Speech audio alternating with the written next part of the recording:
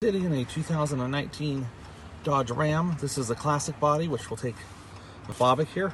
This is a brand new Fobik, has been used. What we're gonna do is pull the pin and program the Fobik. So we're gonna turn our hazard lights on, which are right here. You can see them blinking right there. Put your key in there, do not turn. You will hear a ding when that key is good.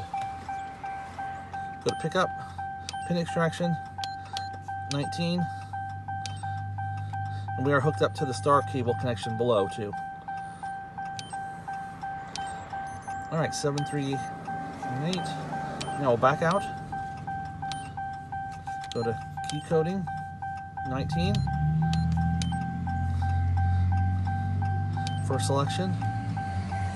Pin code will be automatically stored. We just hit program keys. There it is. Hit enter.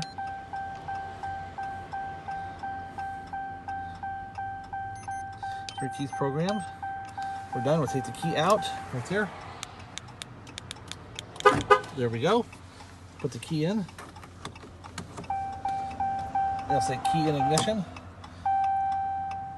Security lights on the bottom. It's out, and we're done. Turn the flashers off and unhook.